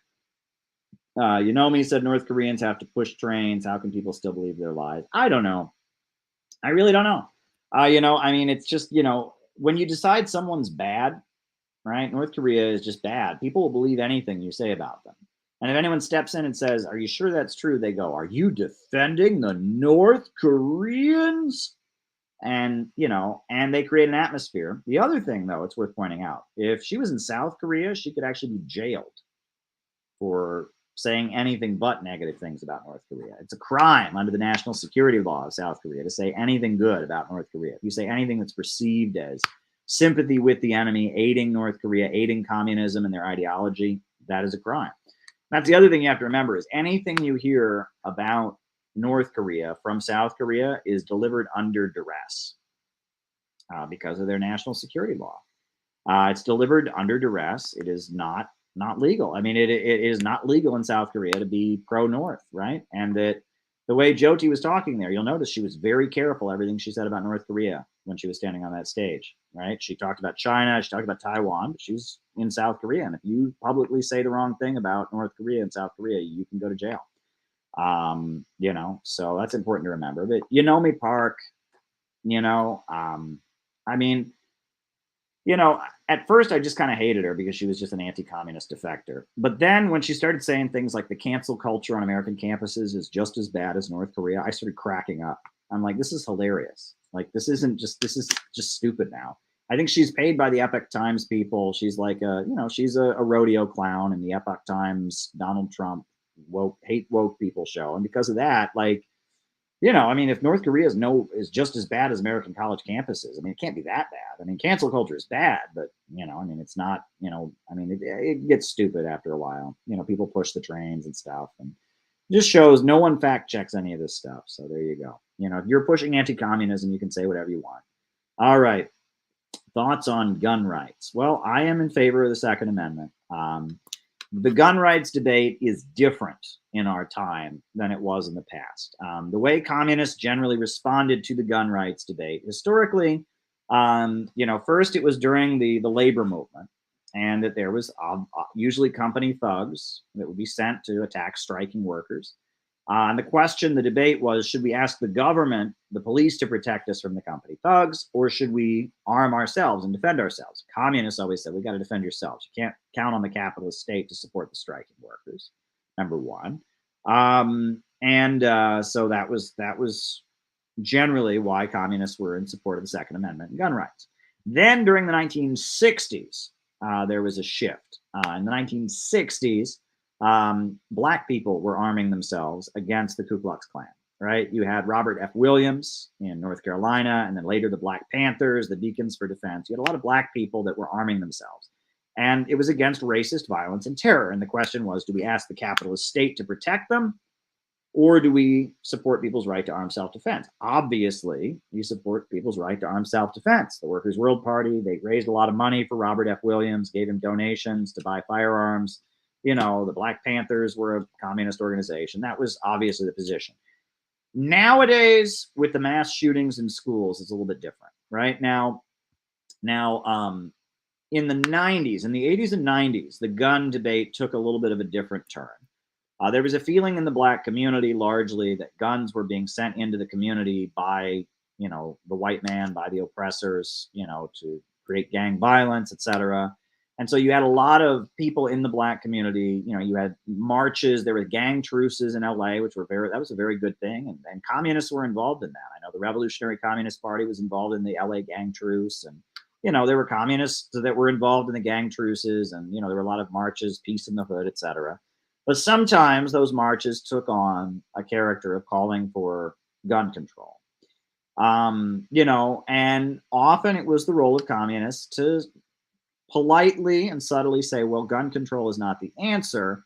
Gun control is not the answer. The problem is the system, you know, and look at the police. They have guns and they murder Black people all the time. And that in the 80s and the 90s, there was a lot of communists being careful and being polite, but making clear they didn't support gun control while they were supporting kind of Black nationalist mobilizations like the Million Man March and other things that were calling for an end to, you know, we're calling for an end to gun violence in the Black community. And still in Chicago, I mean, the gun violence in Chicago in the Black community is very extreme, and a lot of Black revolutionaries in Chicago probably support gun control because they see the guns as being used, you know, against the Black community, as So it's complicated.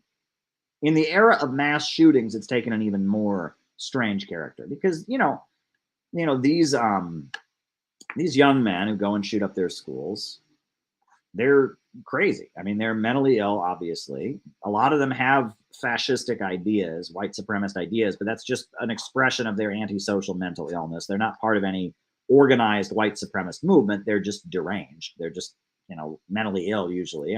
And people that are violent and hateful, the kind of people that would commit a mass shooting, tend to be the kind of people that are hateful. And so they get into white supremacist ideology because they are very hateful. But they're not part of any organized white supremacist movement. They just have their crack and they go and kill a bunch of people. That's a little bit different, right? And again, gun control is not the answer.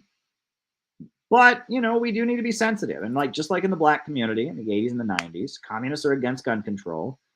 But when it took on the character of the black community calling for gun control in light of the gang violence, in light of a feeling that the white people were sending guns into the black community in order to cause division, you had to be careful. You had to be sensitive because you didn't want to sound like you were not taking those concerns seriously, right? But communists still took the principled position. They opposed gun control, except for the Communist Party USA. For the most part, communists opposed gun control, and they politely, they recognized the concerns of the black community, but they said gun control is not the answer. And that needs to be our approach with parents nowadays, I would argue. I mean, for the most part, the Center for Political Innovation takes no position on gun control. It's just not an issue we want to take position on. We're not going to have marches for the Second Amendment or anything. That's just not a priority for us, just because it's an issue, it's a divisive issue, and that's not where we want to focus. That could change. There could come a time where the Second Amendment becomes something that we need to focus on. But if you asked me, I don't think that rallying for gun rights is something we should be focusing on right now. But I don't support gun control, and I think that communists should oppose gun control. And I've said that many times, that you can't support the capitalist state disarming people. You can't support that. You should oppose gun control.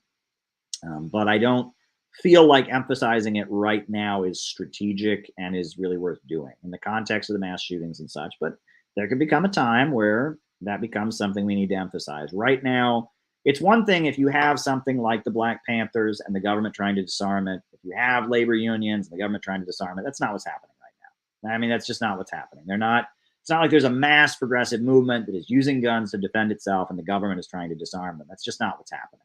So there's no reason to be marching around in support of gun rights. If there was a massive labor movement that felt it had to defend itself with firearms and the government was going to come take their guns from them and leave them defenseless in the face of company thugs and stuff, we would have to march in support of the Second Amendment. If the black people had formed a black revolutionary organization and the government was going to take their guns away, we would have to march in support of them. But right now, in the context of mass shootings and such, I will politely say to parents who are concerned about their kids coming home dead or whatever, I will say I don't think gun control is the answer. I'm in favor of the Second Amendment, but I don't feel that is strategic to emphasize. I think we should focus on stopping the war. I think we should focus on civil liberties, other civil liberties. That's my opinion. All right. I have not followed the coup in Ecuador. I just haven't followed it. I don't know the latest developments there. So I can't comment on that at this time. But it sounds like something I should look into. Was the Goethe program pencil factory socialism? That's a good question. That is a very, very good question. I don't.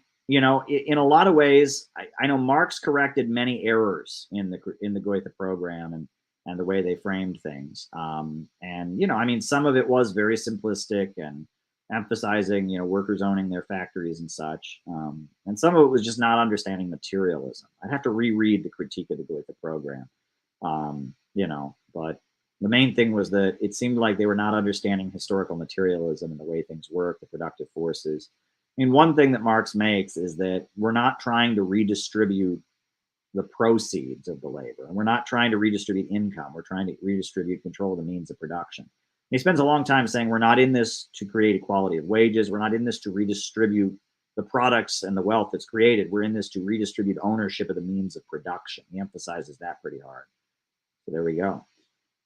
RFK Jr., friend or foe? Look, right. will he turn out to be another Obama? Look, he's not going to get elected. I mean, you know, that's been clear. They're going to treat him as a fringe candidate, but it's really good that he's running to raise, you know, the issues of civil liberties and, you know, not being able to criticize big pharma, to raise opposition to the war and the Democratic Party, to support Julian Assange. It's really important that he's running. And I think it's a good thing that he's running, but he's not going to win. If he was going to be another Obama, they would let him be a real candidate. He's not going to be another Obama. They're not going to let him be a real candidate in this election.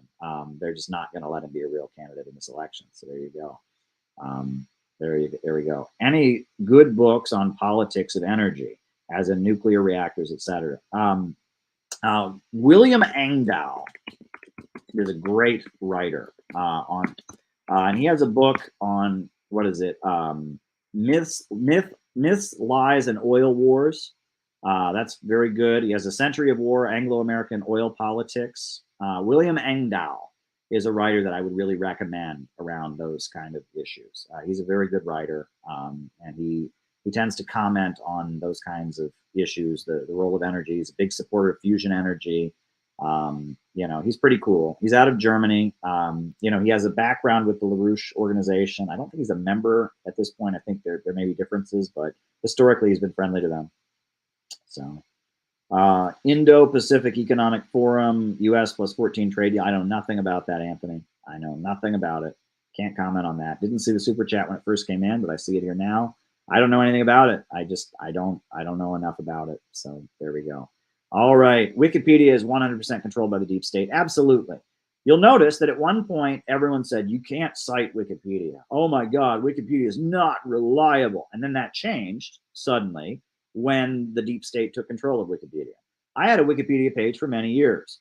I think I'm pretty notable. The fact that I was on CNN, you know, I've had segments about me on CNN. I was at the center of an international incident in 2015, risked my life on a ship to Yemen that was reported on by Reuters. I've been quoted in Reuters a numerous number of times, arrested at Occupy Wall Street, you know, spoken at big international conferences. I'm a correspondent for a major international TV network, which according to Wikipedia's own rules means I deserve to have a page. But around the time Wikipedia was being seized, they just said, oh, I'm not notable. And I was like, I watched it happen and I was like, are you kidding me? Like, you know, my CNN appearance where it listed me as a representative of the International Action Center. They said, this is just a vox pop. It's like, it's not a vox pop. I was interviewed. I was a guest on CNN. No, just a vox pop. I was listed on, you know, I was, you know, featured. I was at the center of an international controversy that, like, there were multiple Reuters news articles about me, you know, on the ship to Yemen, risking my life, and the ship that was creating an international incident while the U.S.-Iran negotiations were taking place in Geneva. And it just, I read the comments. It's like, no, he just works for Russian propaganda. That's not real news. No. All of his association, and it was clearly political, right? And it was very clearly political. And they took down a lot of people that are way more prominent than me. They took down their Wikipedia pages at the same time. And it was very political. It was basically everyone who is part of the anti-imperialist universe gets their Wikipedia page removed. That's what they did. Anybody who, you know, if you go on RT, if you go on Press TV, they took your page down. I mean, and it was all of a sudden, and then that's all of a sudden when Wikipedia became acceptable, after they purged Wikipedia of dissident thoughts. And, you know, certain accounts are promoted. I am convinced that honestly, a lot of what, you know, the State Department budgets for intervening, you know, for countering disinformation, I'm convinced a lot of that actually went toward things like Wikipedia. Right. That's what I'm convinced a lot of it was, you know, policing things like Wikipedia. So there you go.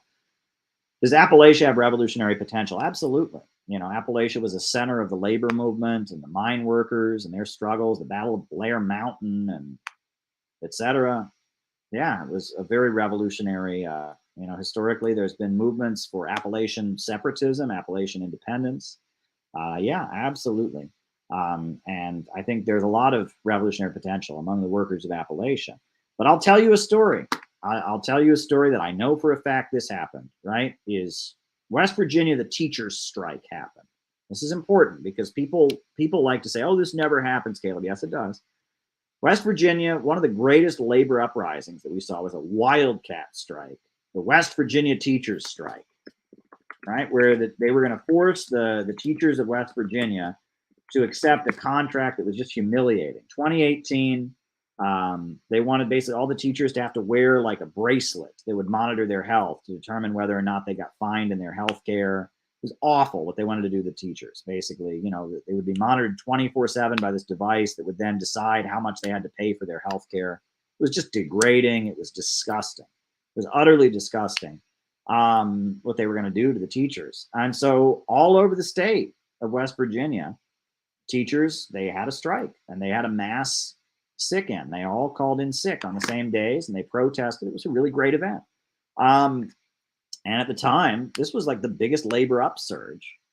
Wildcat strike. Even the official union didn't endorse it. They went out and they won. And they forced the employers to surrender. It was a great victory for the working class. But the majority of the teachers that were striking, it's West Virginia. They're Republicans. They're Trumpers. They're conservatives. They're evangelical Christians, right? And I know for a fact this happened, which is that while certain people in the Workers' World Party supported it, certain people in the Workers' World Party in Detroit who got kicked out of the party, they supported the strike. A lot of the local Workers' World Party young people were wokes. They were wokes. And when the teachers were on strike, the official Workers' World Party website in West Virginia put up a statement saying that the teachers of West Virginia shouldn't go on strike. They should pay reparations. And they're striking on stolen land. And then they put one settler, one bullet. They scabbed. The Workers' World Party official branch in West Virginia scabbed on the strike, which is unbelievable. Unbelievable that they would do such a thing, right? I mean, it was horrible that they did that. Now, there were good people. There were people in the West Virginia Workers' World Party who didn't, right, and took the correct position. But the majority did because they're woke. And who got kicked out of the Workers' World Party? They kicked the Detroit people out. The people from Detroit that were mobilizing and going all the way down there to support them, they kicked them out. And they pandered to the woke folks in the party because they have decided to become a woke political party. That was a moment, you know, where, and if you look at the document that Larry Holmes put out, it was, you know, it was attacking the, you know, the Detroit group. I mean, the way it was worded, I mean, it was basically, they were saying, you know, that they support woke young people scabbing on strikes. You know, I mean, it was despicable. And that's why you can see that organization is no longer a revolutionary organization. That's why they didn't sign the World Anti-Imperialist Platform. They are against the American working class. They're wokes, right? Everything they do is woke now, right? And, you know, they didn't go to Rage Against the War Machine. They didn't go to that, you know, and that they were at that event with Noam Chomsky. And, you know, you can see that. Now that happened. I know for a fact that this happened. Now, not everyone supported it, but what's more important is not that not everyone supported it, but the people that got kicked out were in Detroit. That's what happened. The Detroit branch that stood up to that got kicked out of the group, you know, and that's what you need to remember, right? And that, you know, any organization that sees a group of working class teachers go on strike and just says, oh, you know, they're conservatives and Republicans, so they shouldn't deserve to go on strike. That's unbelievable. There is revolutionary potential in Appalachia. There's always been poverty in Appalachia. You know, and historically there's been revolutionary movements there, but the left, and this is actually, I talk about Appalachia a little bit in this book. In chapter 4 of this book, I go over the history of the communist movement in the United States from like the CPUSA in the 1950s up until today. And I talk about the Boston trap, and I talk about the West Virginia textbook riots. 1974, 72 or 74, around that time, there was, you know, in West Virginia, there were a lot of communist groups, the Communist Workers' Party, the Communist Labor Party, etc. And there was an event in Boston in 1972, 74. It was called the textbook riots, that the schools in West Virginia started teaching Darwin's theory of evolution in their schools. A lot of the folks in Appalachia are evangelicals, conservatives. They don't believe in evolution.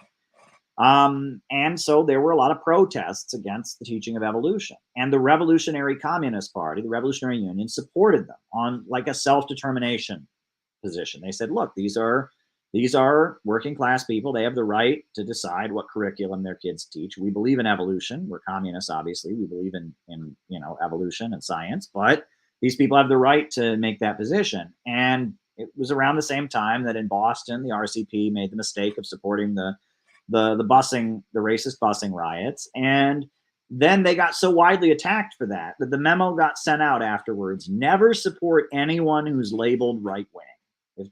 If someone's labeled right-wing, you can't support them.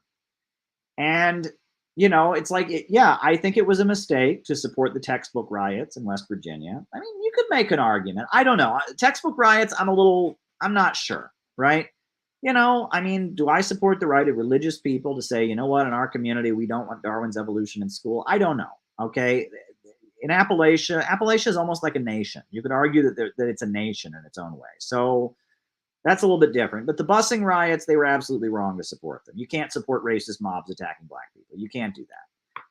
But regardless, as a result of those two incidents, and I call this is on page 301, the Boston Trap. I talk about the Boston Trap. As a result of those two incidents, the memo got sent out among U.S. communists: you can't ever, ever, ever support anyone who's labeled right-wing.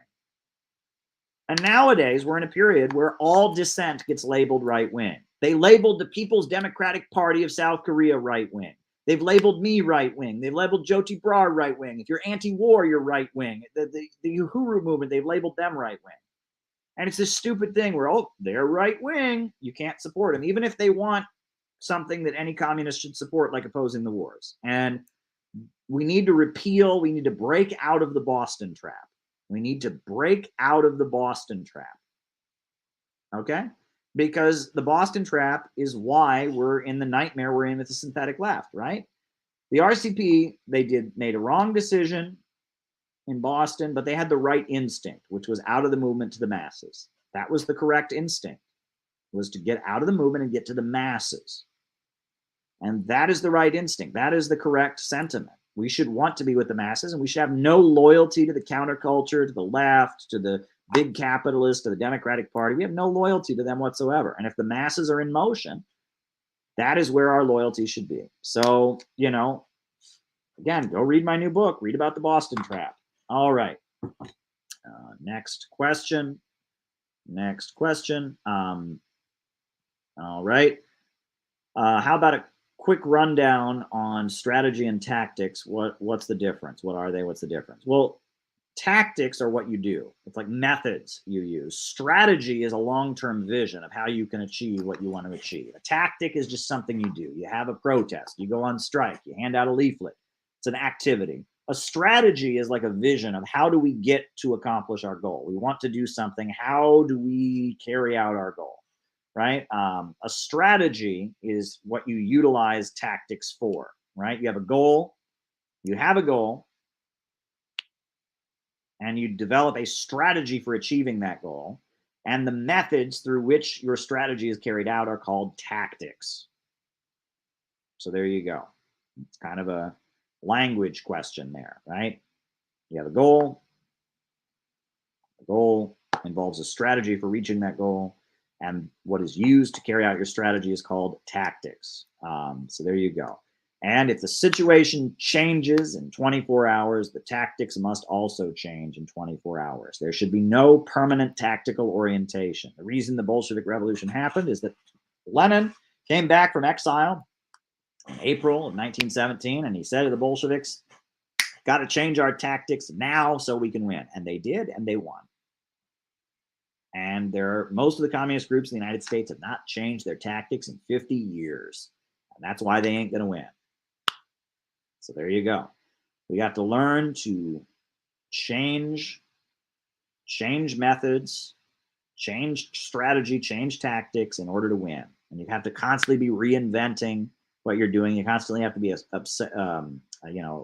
constantly have to be sitting there and figuring out success, failure. Are we winning? Are we losing? So there you go. There you go. All righty. So on that note, I will end the stream for tonight. I'm going to put on the closing music, but I'll be back probably tomorrow night. Don't see why not. So there you go. There you go. We're going to be back. Thanks, everybody. It's been fun. I hope you're able to see this stream. If it gets taken down, taken off, then we'll look for it on the Caleb Maupin Videos channel. There we go. New upsurge in the struggle against U.S. imperialism is now emerging throughout the world. Ever since World War II, U.S. imperialism and its followers have been continuously launching wars of aggression. But the people of various countries have been continuously waging revolutionary wars to defeat their aggression. And while the danger of a new world war still exists, and the people of all countries must get prepared, revolution is the main trend in the world today.